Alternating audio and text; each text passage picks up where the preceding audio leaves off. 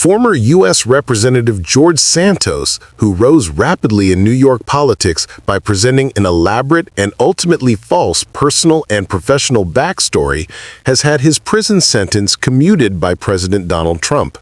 The decision comes just months into a multi-year federal sentence. Santos won election on November 8, 2022, in New York's 3rd congressional district, flipping the seat from Democratic to Republican control. Shortly thereafter, investigations began into discrepancies in his personal narrative, his claims of employment at major financial firms like Goldman Sachs and Citigroup, his reported family history, including claims about Holocaust-fleeing grandparents, and the foundation of his reported wealth. By December 2022, prosecutors in New York had opened investigations into his campaign finances and personal statements. In May 2023, federal charges were filed, 13 counts, including wire fraud, money laundering, theft of public funds, and lying to the House of Representatives. In October 2023, more charges were added, including aggravated identity theft and credit card fraud. On December 1, 2023, the House of Representatives expelled Santos in a bipartisan vote, making him the 6th House member in U.S. history removed from office for misconduct. In August 2024, Santos pled guilty to charges of aggravated identity theft and wire fraud, with prosecutors indicating they would seek dismissal of the remaining counts.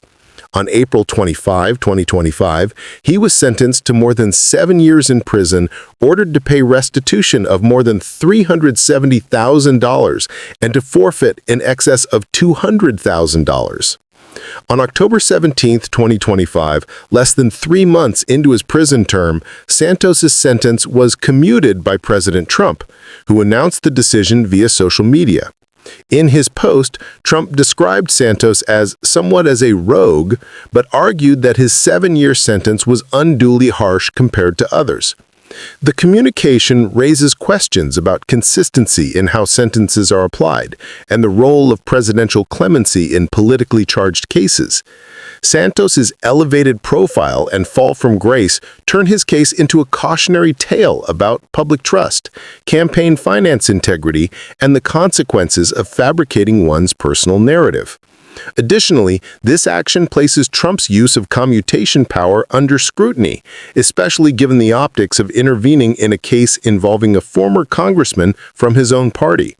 While the commutation spares Santos from serving the remaining portion of his sentence, his legal and reputational troubles are far from over. The restitution and forfeiture orders remain in place, and the broader political fallout continues to affect trust in elected officials. For his former constituents in New York's 3rd District, the case remains a reminder of the importance of vetting candidates and holding public officials to consistent standards of accountability.